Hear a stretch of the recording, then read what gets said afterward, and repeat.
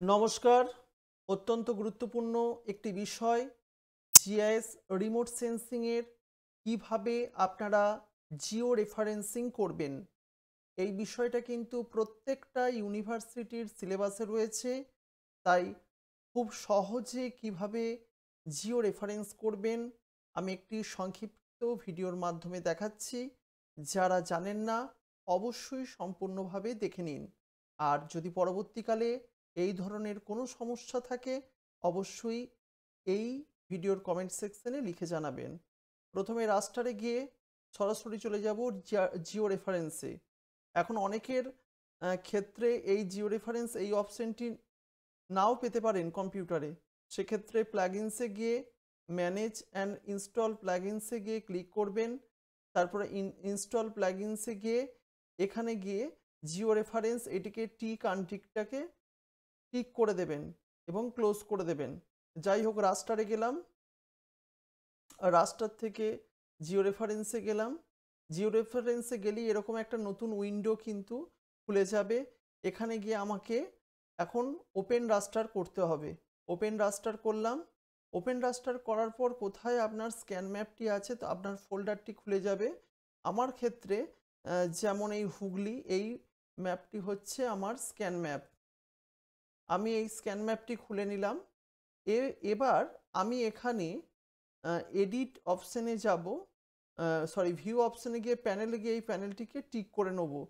GCP table যদি প্রয়োজন বোধ করেন, কখনো যদি মনে হয় যে কোনো পয়েন্টকে ডিলিট করতে হবে সেক্ষেত্রে টিক করতে পারেন।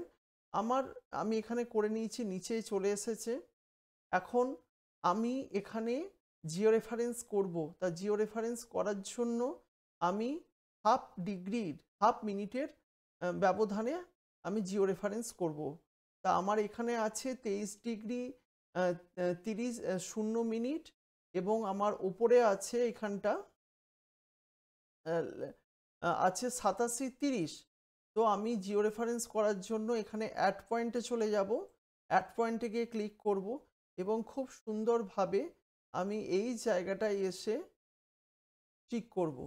টিক করার পর আমার এখানে ইস্ট চলে এসেছে। আমাদের ইস্টের ভ্যালু আছে 87:30। আমি এখানে ট্যাপ করলাম আর আছে 23:0। এন্টার মেরে দিলাম। এরপরে আমি আবার পরেরটা চলে যাব। এখানে 88 আছে, তো আমি এখানটা ক্লিক করে দেবো। আমার ইস্ট আসছে 88:0, ট্যাব মারলাম। তারপরে আছে আপনার 23:30 এবং এন্টার মারলাম। আবার আমি এবার পরেরটায় চলে যাব। এটা 22:30 আছে, 88-র সঙ্গে 22:30 আছে, তাহলে আমার এটা 23:30 হয়েছে। তো আমার এখানে এই পয়েন্টটি কিন্তু রিমুভ করে দিতে হবে। তাই এখান থেকে আপনি কিন্তু রিমুভ করতেও পারবেন, কারণ আমি 23:30 মেরে দিয়েছিলাম। এটা হবে 23:0। তাহলে হচ্ছে এটা এটা আছে, দেখে নিতে হবে এটা কত আছে, 88 আর 23:0। ভুল করলে কিন্তু হবে না। আমি আবার এগেন করছি, 88:0, ট্যাব মারলাম। তারপরে হচ্ছে 23:0, এন্টার মারলাম। এরপর আমি নিচে চলে যাব। এখানে আছে 22:30 আর 88, অ্যাড পয়েন্ট নিয়ে নিলাম। যতটা পারবেন যত্ন করে নেবেন। 88 আর এটা হচ্ছে 22:30, এন্টার মেরে দেবেন। আর লাস্টে এটা আছে 22:30, 87:30। ইস্ট আছে 87, 87:30, 22:30। আমার হয়ে গেছে। আমার 4টে পয়েন্ট নেওয়া হয়ে গেছে। আমি ক্লকওয়াইজ নিয়েছি। নেক্সট যাব ট্রান্সফরমেশন সেটিং। দেখতে পাচ্ছেন হলুদ গিয়ার। ট্রান্সফরমেশন সেটিংয়ে যাব। আমাদের এখানে যা আছে লিনিয়ার আছে, নিয়ারেস্ট নেইবারস আছে, টার্গেট এসআরএস আছে, যা আছে আপনারা দেখতে পাচ্ছেন। ইপিএসজি 4326, ডব্লিউজিএস 84 যা আছে এগুলোই থাকবে। যদি আলাদা থাকে অবশ্যই চেঞ্জ করে নেবেন। এরপরে আমাদের আউটপুট রাস্টারটা নিজের ফোল্ডারকে সিলেক্ট করতে হবে, অর্থাৎ কোথায় আপনি এটার আউটপুট নেবেন। আমি এখানে একটি স্টুডেন্টের ফোল্ডারই করে দিলাম। তো এখানে আপনি হুগলি মডিফাইড নাম বাই ডিফল্ট চলে এসেছে, আমি এটার নাম দিয়ে দিলাম।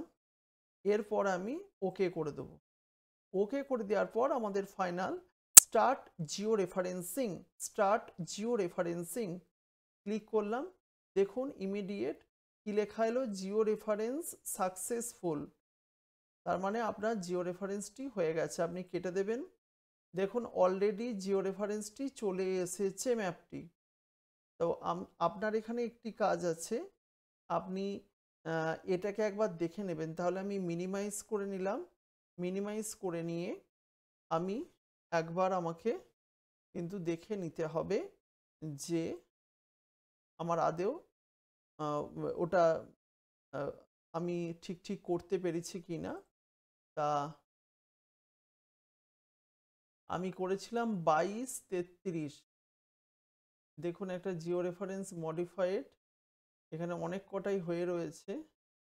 2233 একটা করেছি, আর যেটা করেছি সেটা কিন্তু এখানে দেখাতে খুঁজে পাওয়া যাচ্ছে না, কিন্তু আমার এখানে চলে এসেছে। এই যে 2233 হুগলি মডিফাইড, এটা কিন্তু চলে এসেছে। সুতরাং আমরা এইভাবে জিও রেফারেন্স কমপ্লিট করব। এবং আপনাদের একটি কথা আরও বলি, জিও রেফারেন্সের পর আমরা কিভাবে অন্যান্য কাজগুলি করব সেই সংক্রান্ত কিন্তু ভিডিও দ্রুত আসবে।